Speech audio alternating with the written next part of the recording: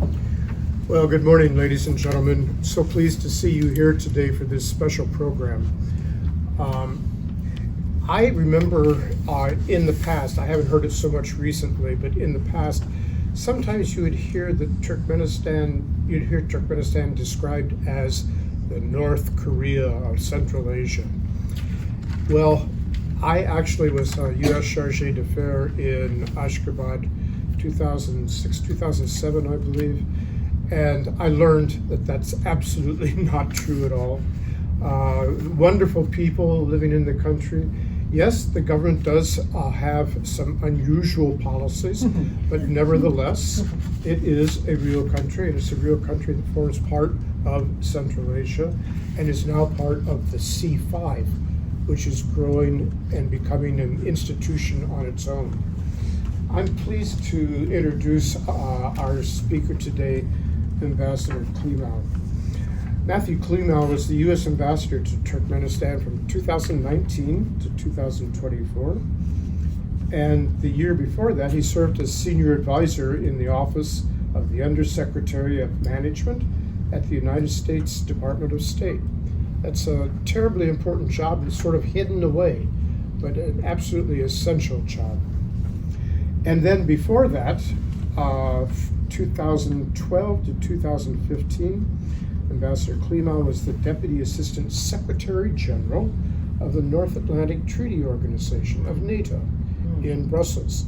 So enormous high-level jobs tucked away, not seen very often, but it's important to have someone like Ambassador Klimow cover these kinds of jobs.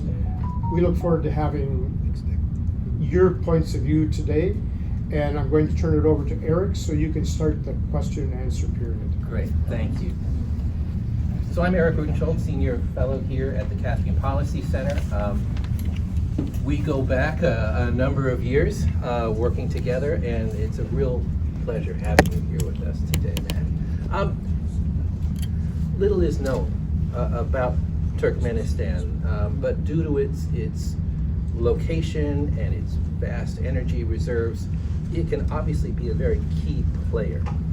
What do you see as Turkmenistan's strategic priorities?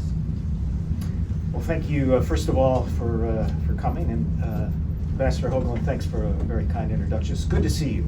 Ambassador Hoagland made a visit to Turkmenistan while I was serving there as ambassador. That's brought right. New York Times Travel Group. We had a great time.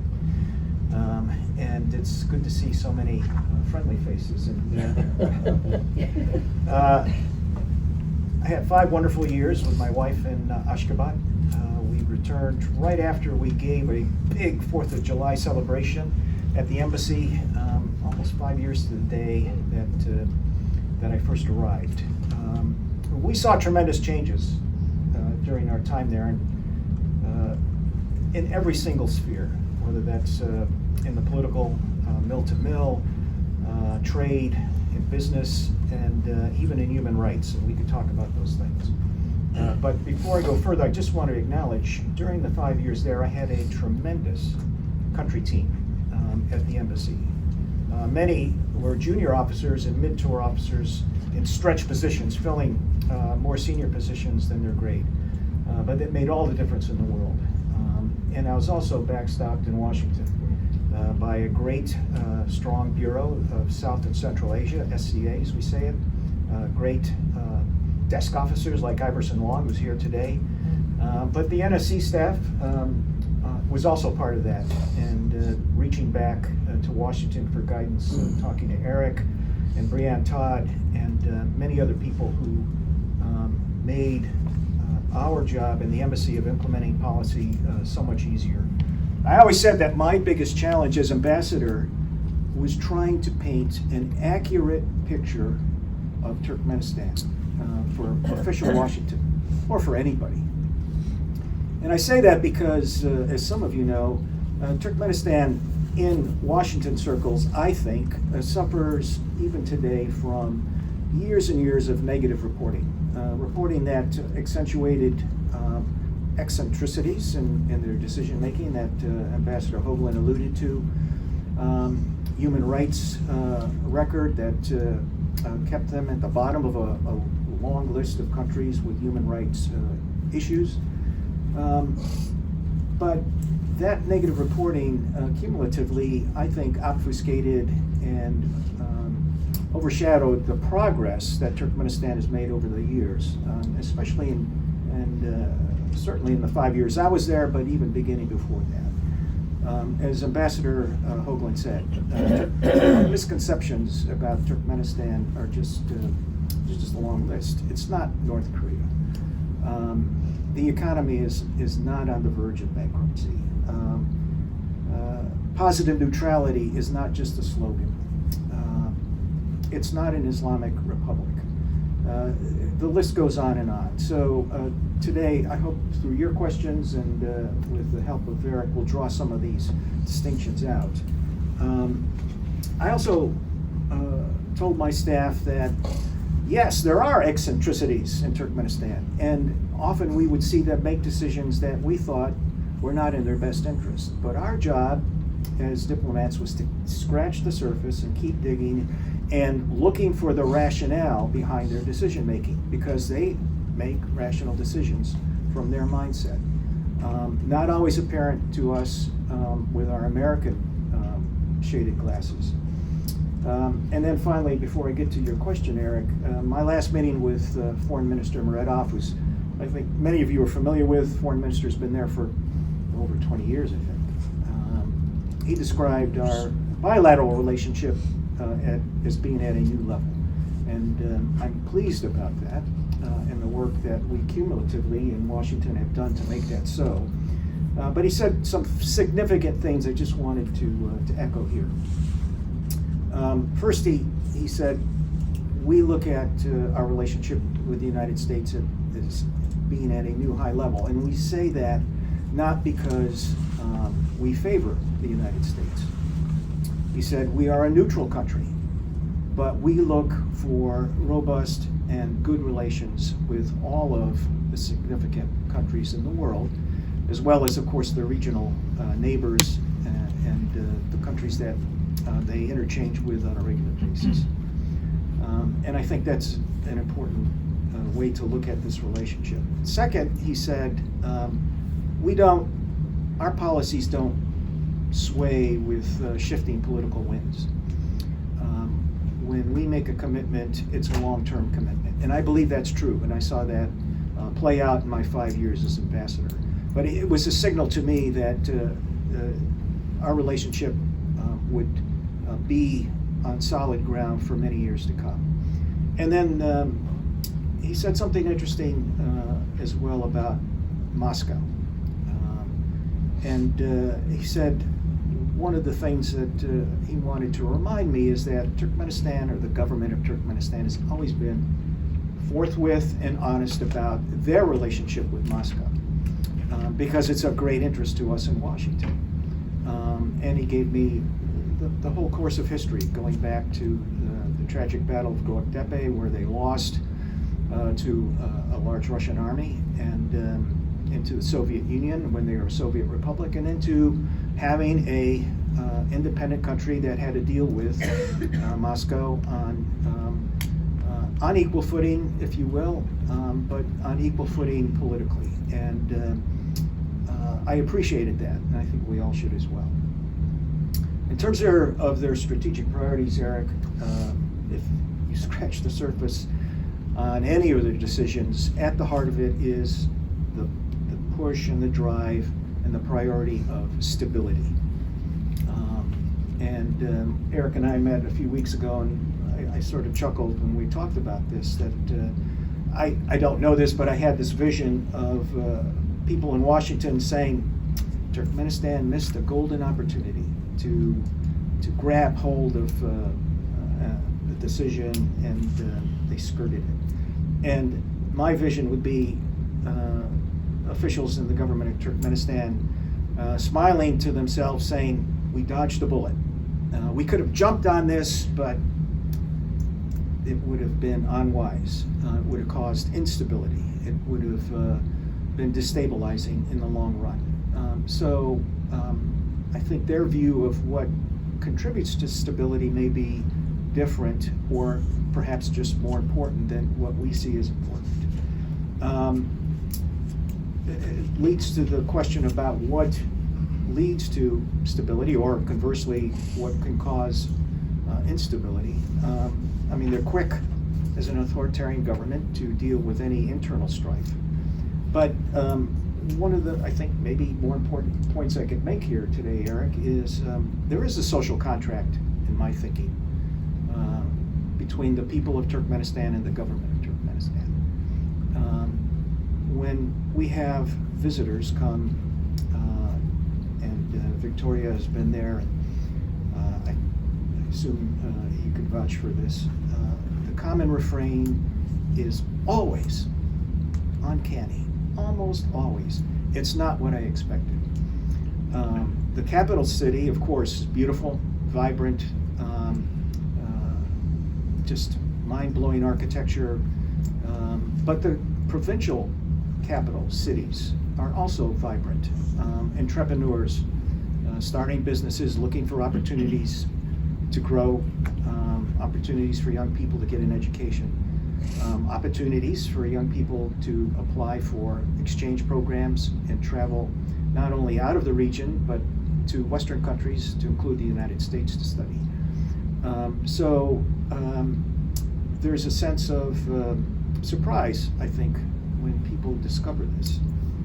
But this social contract, of course, is part of ensuring there's a stable economy, that people have the basics that they need and more. The government there's an elite in Ashgabat. It's very visible, and you can see it, and they have privileges that don't extend to everybody else. But in my view, there's a limit to what the elite can have as well, and I think that contributes to the whole sense of stability. In terms of internal stabilizing factors and their drive for stability, you have those things going for it. But then there are the external factors as well. And 3 or 4 things come to mind. First, in terms of Afghanistan, they've kept the Taliban quiet, and they've worked at this for decades, forging a relationship that works to their benefit. They've kept ISIS-K out thus far, a real threat to the region and a real threat to them. One of the things that I think people forget about is they've also kept drugs out of the country. Now, illicit drug trade is ubiquitous, and nothing's 100%. But certainly in relative terms, there is no tolerance for drug use or a vibrant drug trade in Turkmenistan. I'm sure you could find some examples where that has happened, but it is an exception, because they see it as destabilizing again. In terms of their other neighbors, I think we could talk more about this. I think across Central Asia, amongst the C5, as Dick mentioned, solid relationship. Certainly improved throughout my 5 years there amongst all 5 countries. Iran, long border. You could see from the embassy every morning when I had my coffee, the Iranian border was just 15 miles away. And they have a functioning, I wouldn't say necessarily warm relationship with Iran, but somewhat cordial. But they're wary of Shiite radicalism, and that's not even hidden. I remember the first time one of the deputy foreign ministers talked to me about troublemaking from Iran and Shiite radicals, and the zero tolerance they have for that. So again, all these things contributing to this drive for stability. And then finally, I just wanted to mention 2 other things. China, and I'm sure we'll talk more about China today. It's important to recognize that Turkmenistan is not in debt to China, or anybody else for that matter. Huge difference compared to some of the other countries in the region, in the Caspian region as well. So they have a good functioning economic relationship with China. That's where their hard cash comes from. They're a reliable customer for Turkmenistan, but they're not in debt to China. China operates the Gilgamesh vast natural gas fields, but they don't own anything there. And then there's the whole concept of positive neutrality, which works for them thus far. They managed to keep Moscow at arm's length because they walk that talk, unlike a lot of countries who had to scramble to say they are neutral when Russia invaded Ukraine. Turkmenistan didn't have to make excuses because they were always very open. We want good relations with Moscow. We want good relations with Kiev. We want good relations with Washington. And they're sincere about that. But that's part of this whole drive for stability, which is why the invasion of Ukraine in 2022 was so disastrous in their minds for regional stability. And they made no bones about it. The diplomatic signals that I saw coming out of Ashgabat in the aftermath of Russia's invasion were unequivocal, black and white.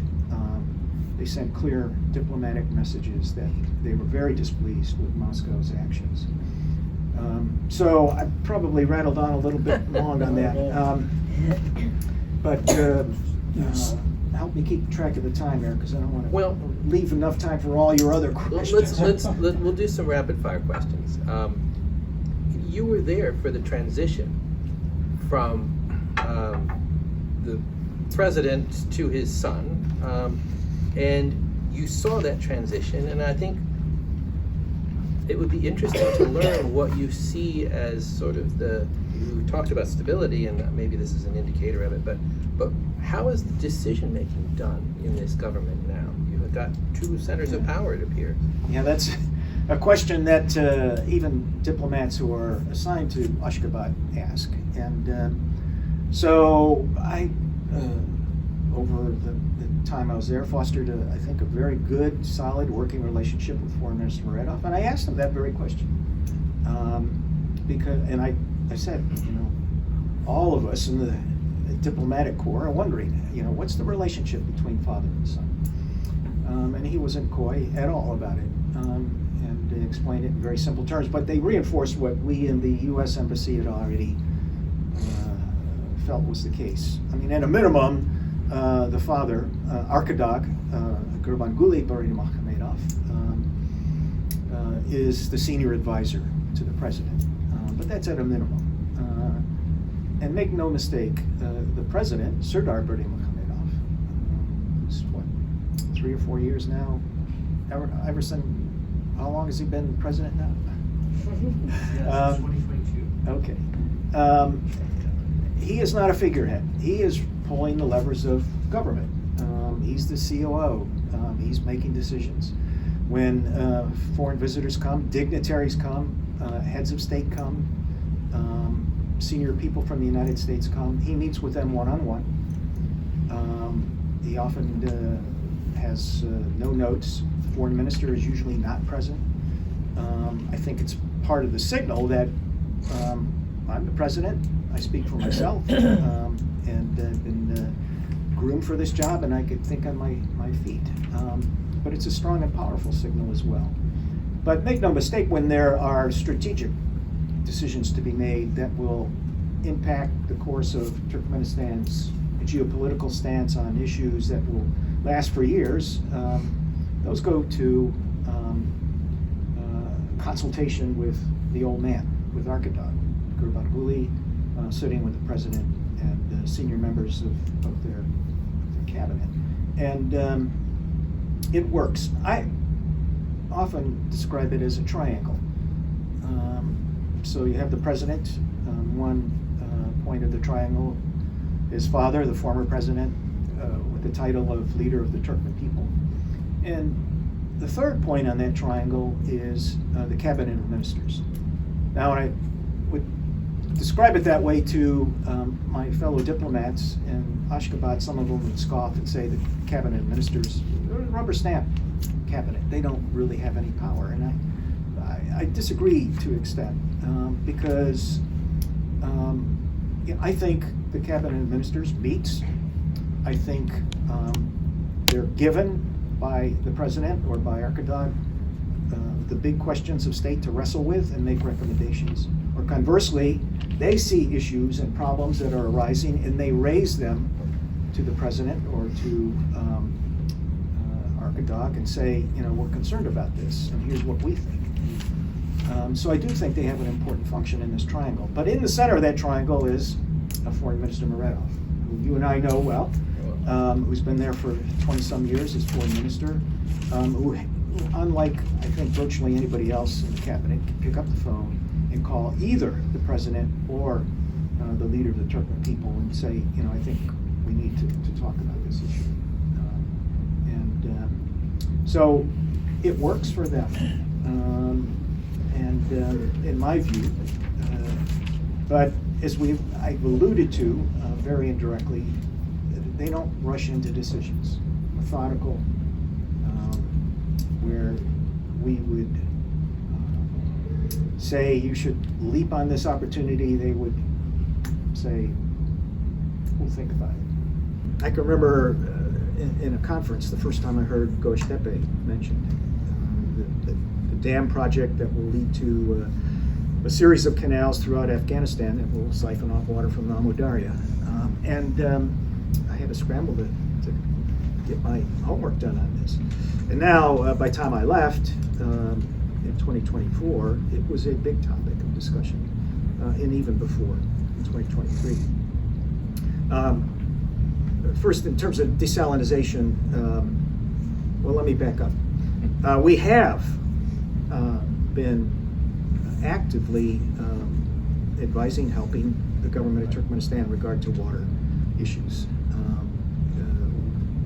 We had an expert from the U.S. Army Corps of Engineers in Turkmenistan for several weeks, not for a 3-day, 1-week visit, but he was there long enough to travel the country and, more importantly, to build trust in the mid-level bureaucrats, if you will, in Turkmenistan, who really understand hydrology and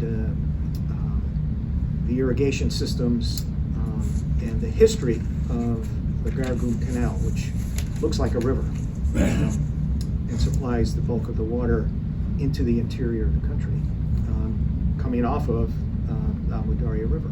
So a couple things that he issued a report, written report, lengthy, detailed, gave it to the government of Turkmenistan. But desalinization was not part of the solution. It's just not efficient for what they need. But he emphasized low-tech solutions. Within Turkmenistan, the buildup of silt has already taken place over decades. So it's not relining canals or building new canals so they're lined.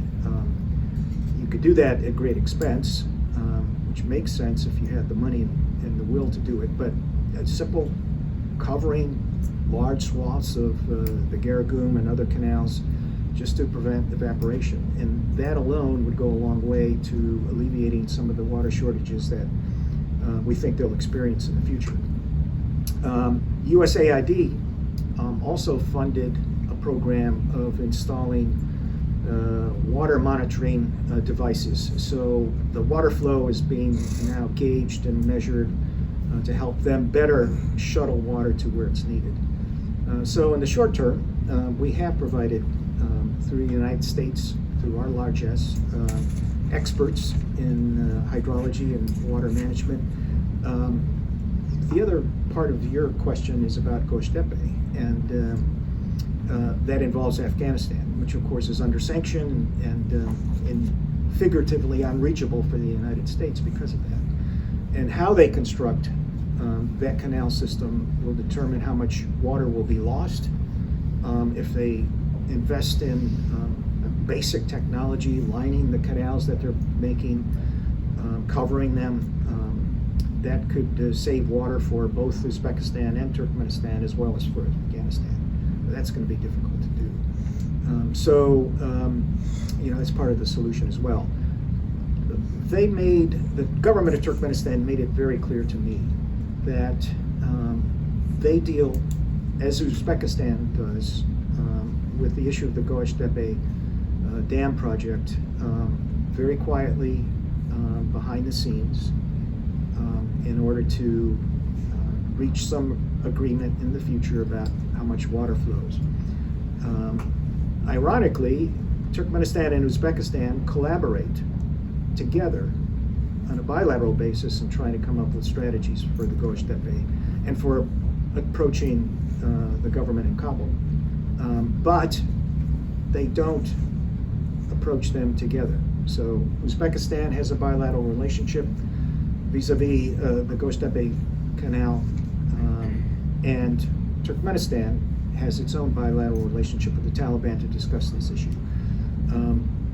And the last thing I would just point out is the government of Turkmenistan said very clearly to me, the best way for us to handle this is quietly, behind the scenes, not in the media.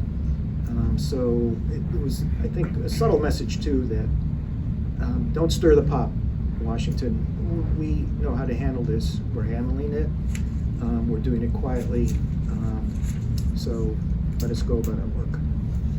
Fair enough. I mean, you alluded to a number of issues that Turkmenistan faces, one of them being the aging infrastructure, the canals.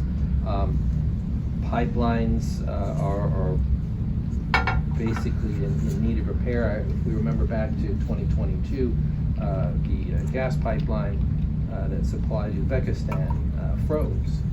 And one of the coldest winters on record. The result ended up being that Tashkent cut a deal with Moscow to supply gas instead of Turkmenistan. Does this pose a problem for Turkmenistan's relations with Tashkent and also with Moscow at this point? Now that episode still sticks in my mind, and for those of you who follow the region, I'm sure you remember it. Let me give you a long answer. One of the two hats you wear when you're ambassadors, to be the person who represents your country, and the other one is to be chief of mission and to lead your embassy staff. And mentoring and coaching and developing young officers is part of your job. And one of the things I always would remind junior officers is a good diplomat never loses his or her temper unintentionally. There are times when you lose your temper, and you do it intentionally. And one of the few times I saw Foreign Minister Muradov lose his temper intentionally was this incident where, because Turkmenistan failed to deliver on natural gas to Uzbekistan in the middle of a very cold freeze in winter, Uzbekistan turned to Russia and made an agreement for buying gas from Russia. Russia, in turn, started to talk about a regional gas union, which really set the foreign minister on edge, and made no bones about their displeasure with Russia. To Turkmenistan's credit, they didn't try to fuzz up the fact that they failed to supply gas when it was needed in Uzbekistan. They acknowledged their mistake, if you will. It's a technical issue I can talk about if you're interested, but the relationship with Uzbekistan is solid.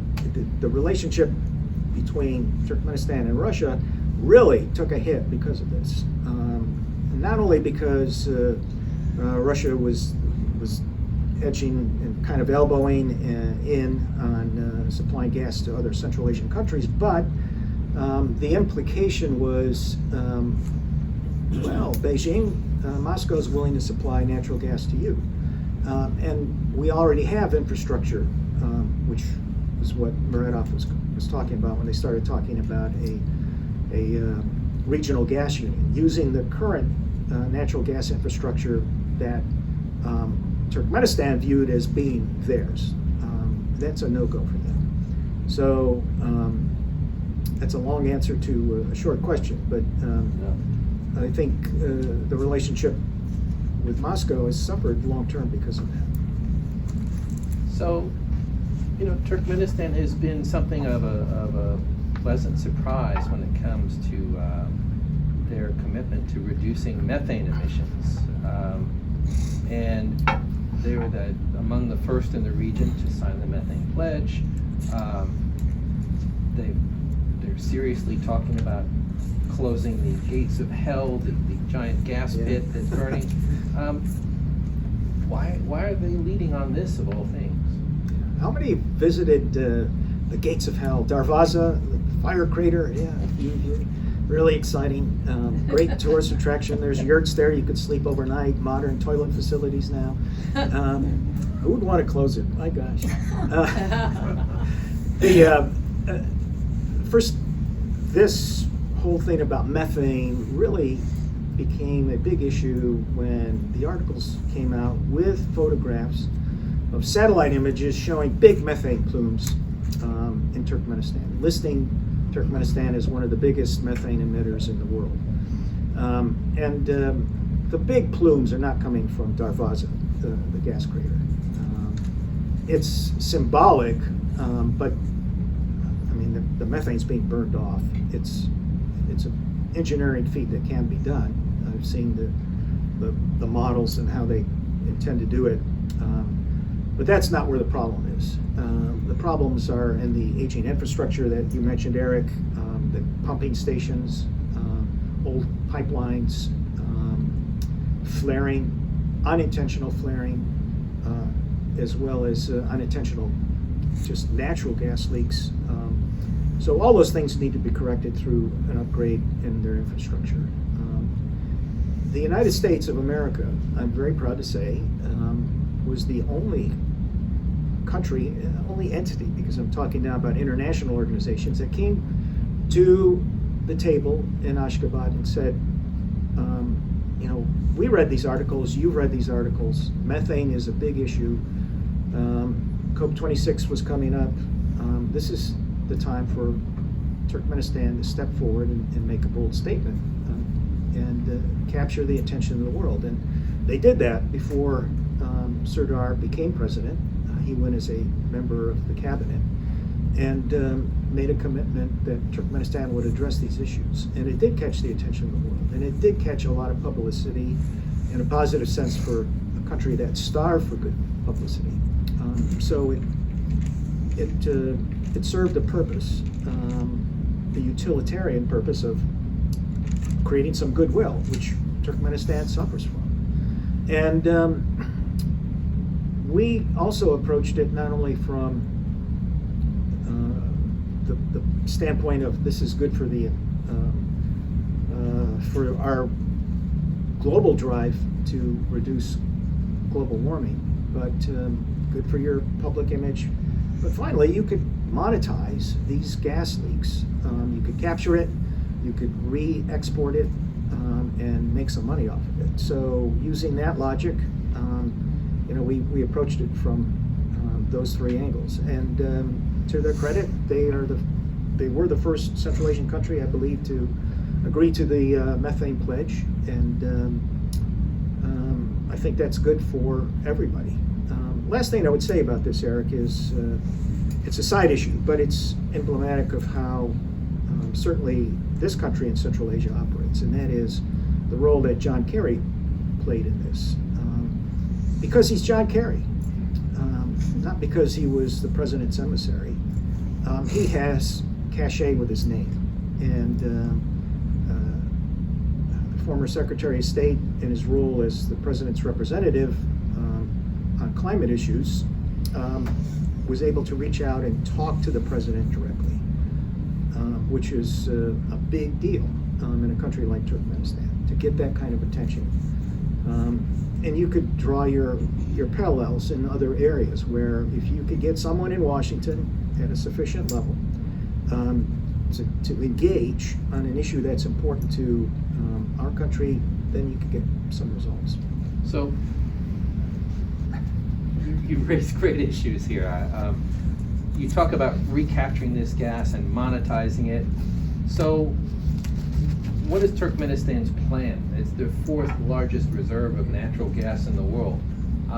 They got to have a plan. What are they going to do with this? You've got China's 9D, you've got TAPI, which by any estimate is going to take 20 years to build. You've got a Trans-Caspian pipeline, there's gas swaps with Iran.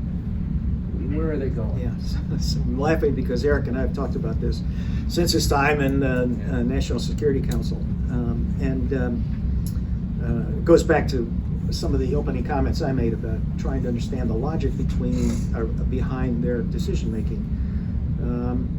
Before Russia invaded Ukraine, before Nord Stream 2 was blown up, and was on the verge of being a big source of energy for Europe, we pushed very hard to have Turkmenistan look to sell their natural gas assets to Europe. As a way to counterbalance all the attention that Russia was getting and all the money Russia would get from delivering gas to Europe and making Europe more and more and more dependent on Moscow. That importance diminished over time, my time there, because of Nord Stream 2 is gone. The relationship between European capitals and the EU in general is diminished between Moscow and the EU. So the push there is not as urgent. But from our point of view in the United States, we always felt it was the responsible thing to do is to give European countries as many options as possible outside of looking to Moscow, which they still do for energy. And there is a huge supply of energy in the ground in Turkmenistan. So why hasn't a Trans-Caspian pipeline come into being by now? Probably many factors. I think you and I disagree, but I think delimitation issues between Azerbaijan and Turkmenistan are real. I think they could be resolved relatively easily, but I don't see political will on either side of the Caspian Sea to do that right now.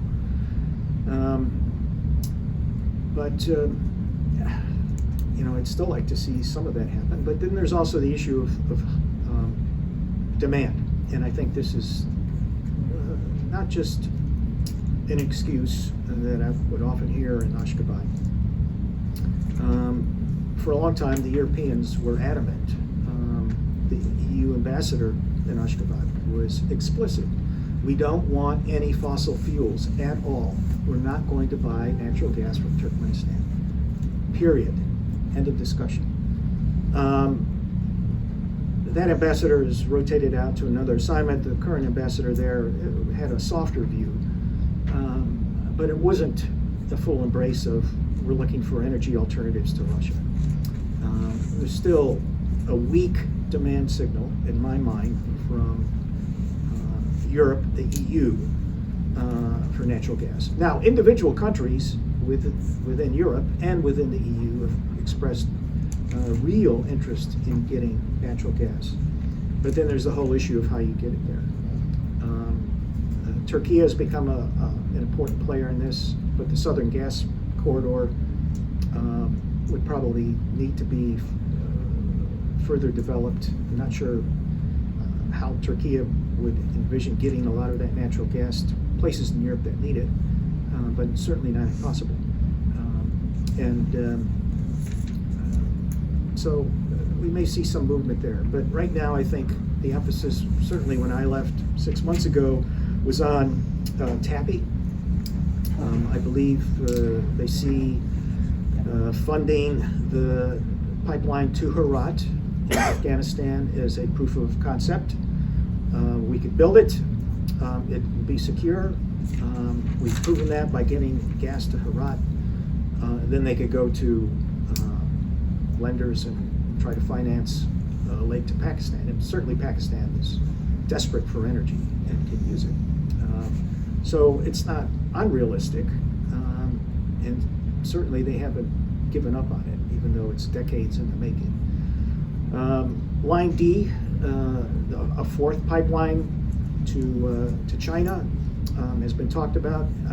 When I left, my understanding was China has started some construction on a line D towards the west, but there's no agreement on a price. So the Turkmen government has been very clear. We don't buy gas on the cheap. They've been very explicit that Beijing was offering below market value for creating a fourth pipeline, and they were unwilling to fund the construction of it. So that doesn't seem to be going anywhere, certainly not 6 months ago when I left. There's continuation of gas swaps through Iran, I think some difficulty in the current proposal with Iraq, but it has worked in the initial outset with the U.S. certifying it didn't violate sanctions, so there's possibilities there as well. That's 6 months That's good. old. I mean, that's what it looked like when I left. I don't think things have changed that much in 6 months. So let's change gears a little bit. The other big drivers of interest in Central Asia is obviously the middle corridor. Turkey, the EU, the United States are actively engaging, and frankly, as is Beijing, on seeing this middle corridor develop. As you alluded, Ashgabat has very positive relations and very active relations with its Central Asian neighbors, more so than in history. Ashgabat also is invested in and built the largest port on the Caspian Sea. Are they going to actually be able to reap the rewards of this big investment? Yeah, let's start with the port. For those of you who are not familiar with it, it's a modern, relatively new port in Turkmenbashi in the Caspian Sea, somewhat underutilized right now. I've toured the facilities. They are really impressive. So they've got that going for them. For those of you who haven't been to Turkmenistan in a while, the Autobahn, 6 lanes, that will eventually connect the Farah border crossing in Uzbekistan near Turkmenabat and go all the way to Turkmenbashi across the entire length of the country is about maybe a third or half done. It is a true super highway. No toll booths, no inspection stations. I guess there's a speed limit, but we were flying down there 100 miles an hour. It's a beautiful road. The implications when it's fully done are that you can drive your goods from one side of Turkmenistan to the other in one day. That's the good news. Now the difficulty is the geography. So if you're talking about China and getting goods from China to the Caspian ports and onto destinations in Europe or elsewhere, Aktau is frankly the logical place to go in Kazakhstan. There's less border crossings, and one of the things I learned in spades as a diplomat is the horrendous waste, graft, corruption that takes place at a border crossing when goods and services or goods have to cross a physical border. Delays take weeks, not just days in many cases. So that's a detriment to Turkmenistan. A lot of between China and the port in Turkmenbashi, you've got several border crossings compared to Kazakhstan. But the EU did a very interesting, thorough study, I think it was in 2023, showing that Aktau can only handle so much based on its infrastructure, and that it would make sense for the overflow to do a north-south leg down from Aktau south to Turkmenbashi port. And you could improve the infrastructure and the border crossings there to make some good use of that, which is, I think, pretty feasible. Some good news and some bad news there, I guess you might say. Okay. I know the Uzbeks are certainly looking at cooperating more with Ashgabat on trade, so that may be another one of those points of opportunity. So there's an increasing willingness among the Central Asians to cooperate with the Taliban-run government, and you've alluded to the fact that Ashgabat has a relationship with Afghanistan. Is Turkmenistan going to be able to capitalize on that relationship then, particularly looking at trade corridors to the south and the efforts through rail and other ways to make a southern leg for the middle corridor? Turkmenistan has always been proud quietly, but after we began negotiating with the Taliban more openly about their relationship with the Taliban. And I say proud because I think they feel a sense of pride that they know how to handle these people. And the Taliban to them are kind of crazy, but we know how to handle this relationship. And as I talked about the water in the Göçtepe Dam, we do this behind the scenes. We don't want a lot of media coverage. But every once in a while there'll be a picture of a Turkmen diplomat in his tailored suit, white shirt, black tie, sitting next to the mullahs and the Taliban, jarring picture. But and I think there's some truth to the fact that they have this relationship that works for them. I'm sure it's uneven and they're wary, and I wouldn't say it's particularly warm, but it's functional. But the goal for Turkmenistan is to ensure that there's not an economic collapse of the government in Kabul. Goes back to our first topic on stability. So they provide subsidized and maybe even free electricity, humanitarian goods, foodstuffs, and natural gas to the northern provinces of Afghanistan to ensure things stay quiet. There's a large Turkmen, ethnic Turkmen population in the northern provinces of Afghanistan. They allowed some of them to come into Turkmenistan in the 90s. They didn't assimilate. That experiment did not work well. They don't want a repeat of that. So there's that. And then there's ISIS-K, ISIS-Khorasan. And I think that's where the United States really wants to ensure that we're supporting them with indirectly with anything they need. They don't ask for much from us because we want to know what's going on there, and we want to make sure that the whole region doesn't blow up because we haven't been able to watch and look for any terrorist threats that may be happening just under the surface. Turkmenistan maintains an embassy in Kabul and 2 consulates in Herat and Mazar-e Sharif. We assume that they use those as listening posts as well to look for any signs of trouble in Afghanistan that may spill over into their borders. So it's a functional relationship. I think it's important for the United States to understand how that works, and goes back to the whole concept of a Caspian Policy Center. What's in it for us? What's in it for the United States of America? And it's not just trade and good relations, it's also security. And I think that's part of the solution. Well, U.S. policy with Turkmenistan is, as you said, the engagement has been quite positive. Is there room for that to grow? And I guess, what should U.S. priorities be in terms of engagement, bilateral engagement with Ashgabat?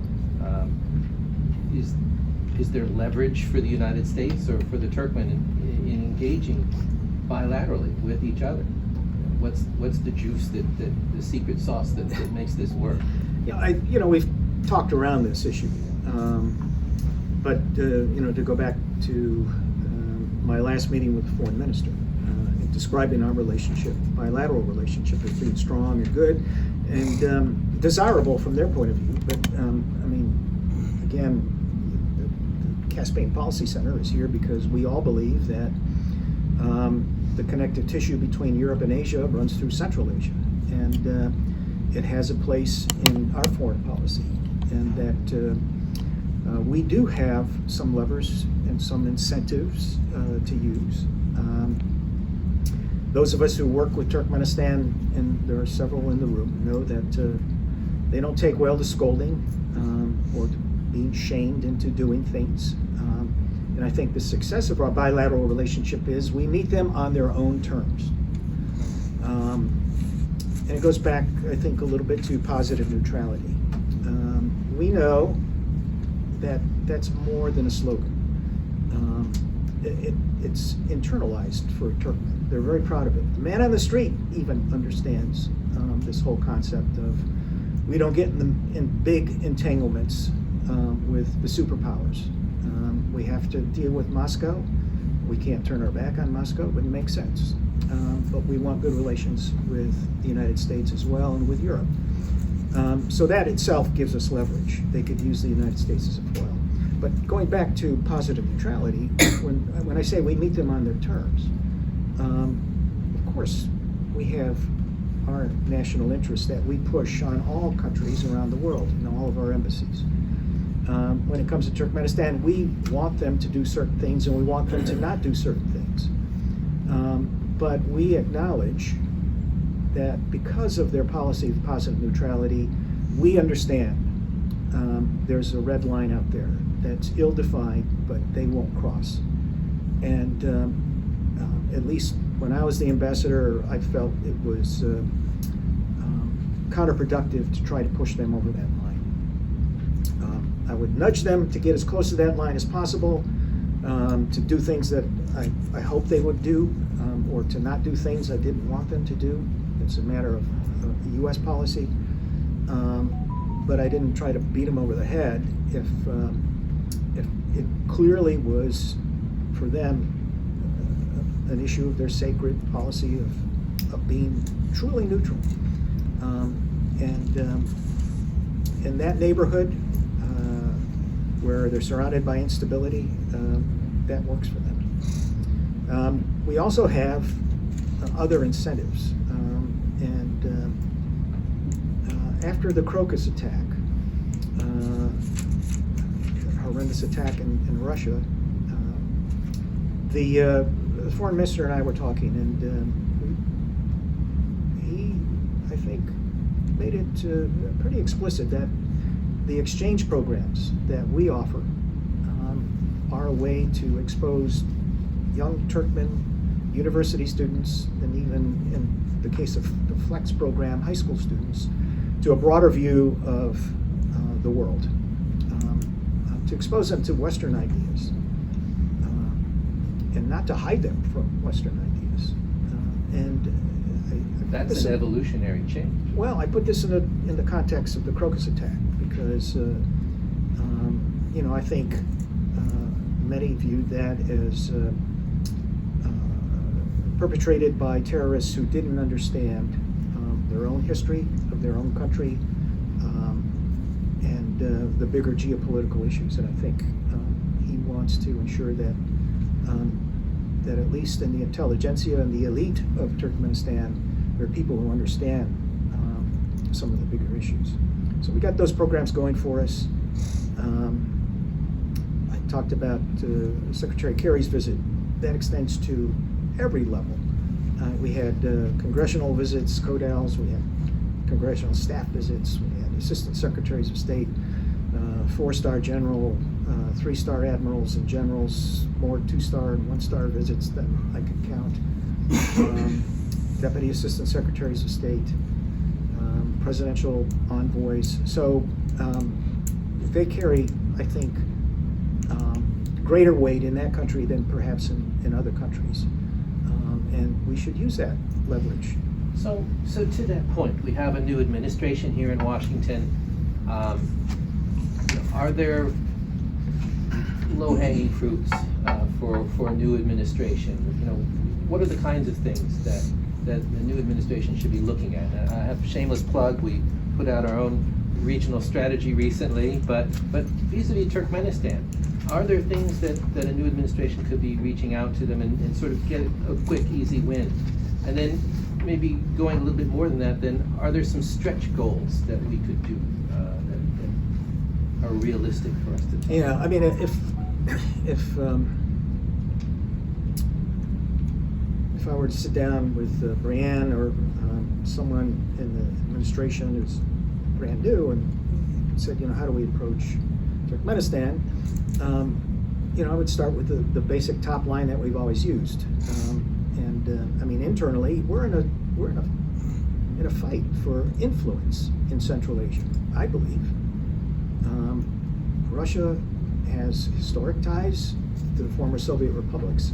China is close, and we are far away, and that's a disadvantage for us. That distance matters. So we have to be there, and the way you open the door is what we've always said. We respect your sovereignty, independence, and territorial integrity. We say that. We have said that before the invasion of Ukraine, but boy, those words take on a new meaning after the invasion of Ukraine. We believe that a strong, cohesive Central Asia, C5, working together on issues where they agree, provides a united front to stand up to hegemonic forces. And we support that through the C5+1 process. We respect their sensibilities, that they're a neutral country. We don't try to arm twist them to do things that they don't want to do. It's a strategic level. And then at the operational level, the C5+1 process, I think we've shown it can work. We now have a secretariat, but in Turkmenistan, out of the other Central Asian countries, I think C5+1 has more significance because they put more stock in just having those meetings. I mean, a lot of countries, I think, have moved beyond that. They want meat on the bone. But in many ways, it goes back to what I alluded to before. Meat on the bone may be a little bit too risky for them. Having a high-level meeting, having a photo op with the President or the Secretary of State carries a lot of weight in and of itself. And so we could still use that as leverage. I mentioned the high-level visits. At the tactical level, the annual bilateral consultations, the ABCs, work for us. And they're buttressed by 3 working groups that we have at the embassy every year. The commercial working group and the security working group, and then, what am I missing? Human rights working group, where we get down to the brass tacks and the strategy for how to make those things happen. So we have a program. It's cyclical, it works, it's predictable. The other thing that we haven't talked about is just the basic courtesies, like taking your shoes off before you walk into a house, of acknowledging Turkmen culture, which they're very proud of. And that sounds obvious, but how many Americans take their shoes off before they go into a house? So acknowledging their culture and how we can use our exchange programs and the Ambassador's Fund for Cultural Preservation to partner with them. Some of the most memorable events that were things that I did with my wife were to visit the archaeological sites that are restored through generous funds from the United States government, and to watch the Getty restorers work on a 5th century Buddha statue that was found in Merv in the 1960s, to go to the Metropolitan Museum dig site just outside of Mari. It's just an extraordinary experience. Those things count in outsized ways, I think, and just need to use those to our advantage. Well, I've abused everyone's time a little bit here to do sort of a tour de horizon, if we can, and now we'll turn it to the floor if we can. And I have several hands waving, so we'll start here. Ambassador Owen. Thank you very much. 2 questions. One very quick, just a factoid. Just towards the end of your wonderful presentation here, I think I heard you say that the C5+1 now has a secretariat. Where is it based? Iverson, help me out. It's not based anywhere. Virtual. It's There's virtual. no brick and mortar secretariat. All right, okay. It's a secretariat that needs. All right, thank you for that. Then the other more serious question is about pipelines. Back after the fall of the Soviet Union, the United States jumped in with all 4 feet and got the BTC pipeline built. And I think Ambassador Steve Mann played a role in that. Hi, Steve. Good to see you there. So it wouldn't have been built if we hadn't put ourselves on it full time. For TCP, we say, yes, we support it. It's a talking point, but I've never seen us push hard to get it built. I'm curious if you think it'll ever be built, because I talk to people now who say, oh no, its time has come and gone, it'll never be built. It's not needed anymore. That seems a bit odd. And then related to pipelines, the TAPI, as I understand it, each country is responsible for building its own section. So is TAPI just a pipe dream? Because I can't imagine the Taliban will be paying for a cross-country pipeline anytime soon. So those two questions about pipelines, please, a little bit more detail. Sure. I think, like most things in life, you need a compelling driving factor in regard to TCP, the Trans-Caspian Pipeline. And it was there for a while, in different ways, for the United States before the invasion of Ukraine, while Nord Stream 2 was on the table. That really, that was one of my first talking points that I made in my first meetings with the foreign minister in 2019. I mean, I still talked about it in 2024, but the urgency wasn't there anymore. The Shah Deniz revitalization of the Shah Deniz gas fields on the Azerbaijan side of the Caspian has, again, taken the pressure off. Azerbaijan has gas they didn't think they had 5 years ago. Now they are less interested in Turkmen gas. Those factors are in play. I do think it's hard, again, to get into their mind about TAPI, that they really want to see this done. Pakistan certainly needs the energy. But as I said, it's a proof of concept to get it to Herat, and they're That's self-funding right. it to Herat. That's I right. believe the construction's starting. And if they get it to Herat and there's no big blow up, figuratively or literally, maybe they'll find funding. I don't know. Seems a long way off. We'll turn to Wesley. Hi, I'm Wesley Hill, Energy Growth Security International Tax Investment Center. I have two specific questions about recent Chinese investments in Turkmenistan. So, one, after the 2023 ASEAN Summit, China said that it was going to be willing to extend much more infrastructure credits in Turkmenistan, but then it pulled those back, and it said it would be willing to reassess those in late 2024 or 2025. They haven't said anything. I wasn't able to find any research. One, do you happen to know if those loans or those infrastructure credits were returning, or they're on the table, or anything like that, or what the situation is with that? And then the second question has to do with educational exchanges. So, coming out of the same summit, China openly said it wants to ramp up its educational exchanges, and I don't know if this happened in Turkmenistan, but in Tajikistan and Uzbekistan, they had people from internal security go to, like, the Yenan Party school, things like that. Do you happen to know what the status, broadly speaking, not just of that in exchange, but... Let me take that second question first. There was a false report maybe a year or 2 years ago that the secret police, for lack of a better term, in Ashgabat were monitoring who was coming and going to the American Corner or the American Center. We have 4 American cultural centers in Turkmenistan. They're the most subscribed in the entire world, and they're very effective. That turned out to be misinformation, I think planted on purpose to try to discourage people from going. We're very conscious of the fact that the Confucius Institutes are out there.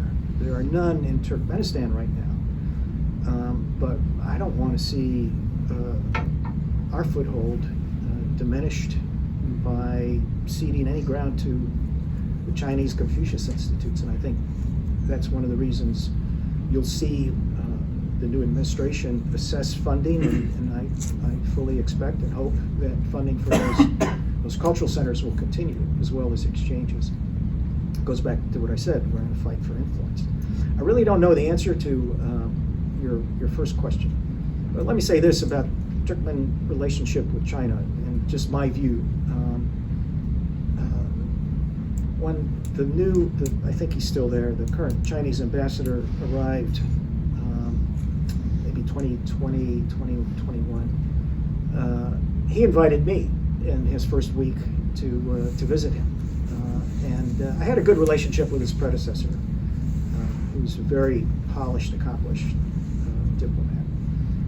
The current ambassador, or was when I left, came from the Communist Party. He was head of their Foreign Affairs Division. It was his first diplomatic posting. And he was very cordial. To break the ice, I said, Mr. Ambassador, glad to have you in the community. Here are my 3 priorities as the United States ambassador. And just listed it.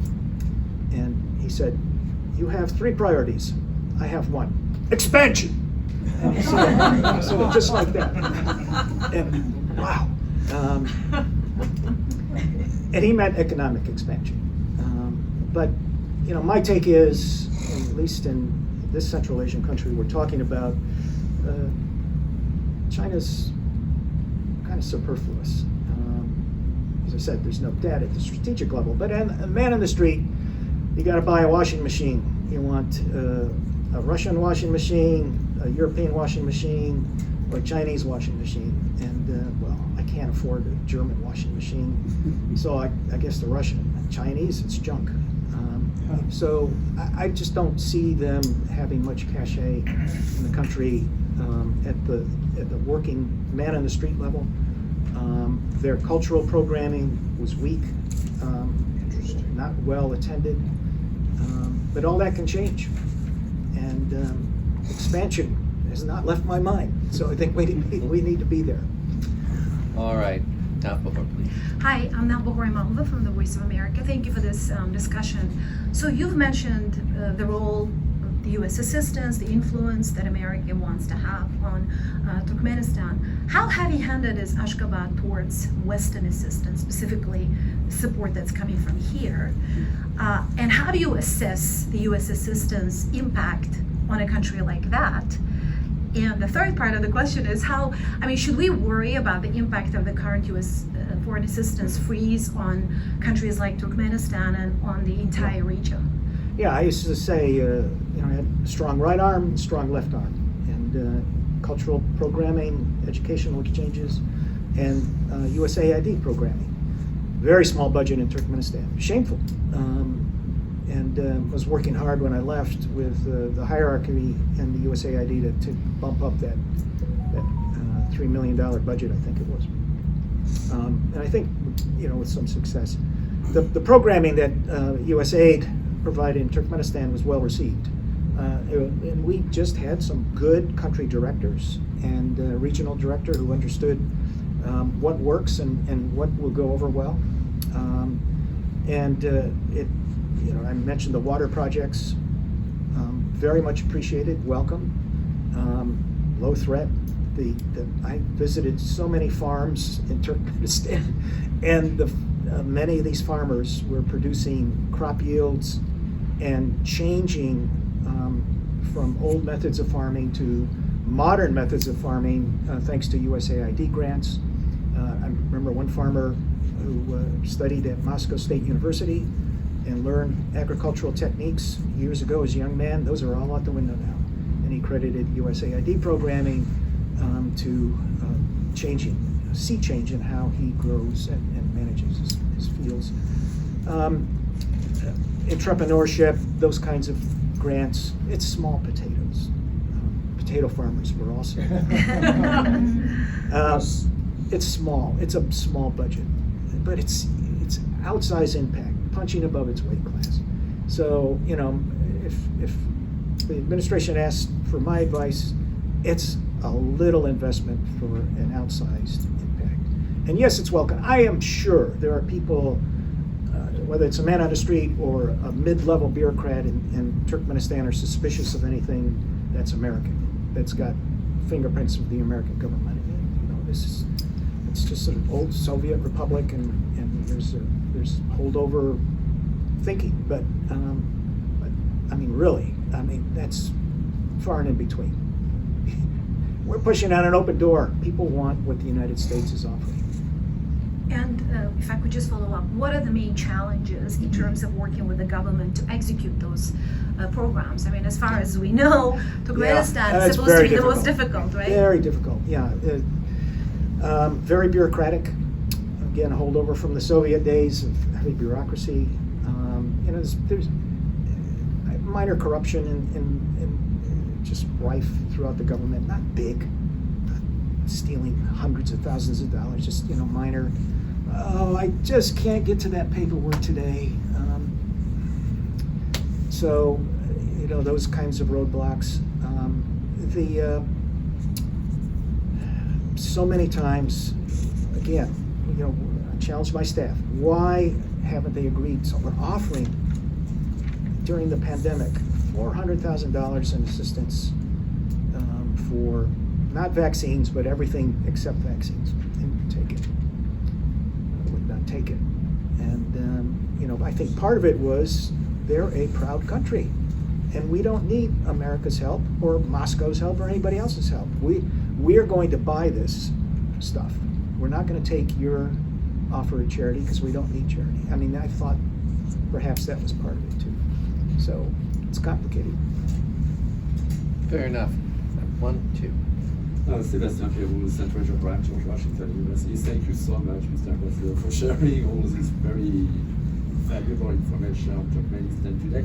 I have 2 questions. The first one is that, I mean, all Central Asian countries have tried to diversify their foreign relations, I mean, for a long time. And we've seen increasing relations with the UAE over the past decade, even more than the past decade. And this includes Turkmenistan. I mean, 1 year ago, Roman Vladimir Mohamedov made an official visit there. I mean, if I'm not mistaken, he met with several big companies, including private oil and Dubai, etc. So I was wondering if you could say a few words on the state of relations between UAE and Turkmenistan. Boy, very good, very insightful question. You know, the 2 things I saw in a similar fashion increase during my time 5 years there. One was the importance of Turkey and the Turkic Council, the Turkic Organization of Turkic States. The importance, I think, continues to grow, and I think part of it is because President Erdogan of Turkey finally realized that his heavy hand in trying to be the papa of all these Turkic countries was pushing people away, and it's much more, I think, level playing field and egalitarian. The second is UAE, and that's in the last 2 years. The footprint of the UAE is noticeable. They have a young, dynamic ambassador there, who I assume is part of the royal family. If he's not, he's well connected. He's very effective. Dragon Oil and what's the other company, UAE company, Iverson? ADNOC. They are making big entrees into the oil and gas industry, and they're not going away. They're increasing their foothold. So yeah, you're very astute. Very noticeable. All right, turning to the front row. Okay, thank you. Victoria Clement, Foreign Service Institute. I'd like to go back to what you said about the social contract, please, if you would. Can you just speak a little bit about it? What did the Turkmen people get out of that social contract? What did they give? And how did you see it evolve during your time there? Yeah, it's a sensitive issue. It's not the same for everybody. So there's an elite in the country, and largely in Ashgabat, but the provincial capitals have, an elite status layer as well. And these are well-heeled people. They travel. You're taking your flight to Dubai. They're going shopping, coming back Sunday night with expensive items. Just as an aside, one of the most startling, stunning, spectacular things to do in Ashgabat is go to a fashion show. It's high fashion. It is astounding, and the fashion designers in Ashgabat spend about half a year in Milan every year. There's a wealthy elite, in the country, and they have privileges, if you will. My view is they know that there's a limit. That you take too much, you'll be in trouble. So it's hard for an American diplomat, or I think for any diplomat, to get behind the veil of that curtain because it's so sensitive. But for the average person, life's not bad in many corners of Turkmenistan. The villages are poor, no doubt about it. But as someone described it to me, there's poverty in Turkmenistan in the rural areas, but it's not desperation because the basics are provided for. But the capital, provincial capitals, are thriving cities. Entrepreneurship is in the blood. I mean, it's in the DNA. The Silk Road. People want to trade. They want to start a business, and there are opportunities for them. They fail a lot, but people try. And what I see is the promise of upward mobility. Doesn't always work out, but there's the promise of it, and I think that's part of this social contract. And then for the people who are in poverty, the basics are there: subsidized food, cooking oil, basic foodstuffs, cheap gasoline, heating oil for the winter. So it all works to lesser or greater extent. One of the things I didn't talk about is our signature drive while I was ambassador, and that's for gender equality and greater rights for women. Hard to describe. Women are treated extremely well there, but there is domestic violence, which we try to address, and there's just the pettiness of, I think, old culture. If you are a young woman and you want to get a driving license, it's extremely difficult. Only at the end of my tour were we getting success in that. And I would raise it with the foreign minister to his annoyance at every opportunity. But we finally got the sweetest note after I left from a young woman who took a picture of her driving license and said thank you, because we made it a big issue. Well, we've reached the end of our time. I cannot thank you, Matthew Klimow, for joining us and really giving us remarkable insights into the world of Turkmenistan. So thank you, Eric. Thank you so much for joining. And thank you to the Caspian Center as well.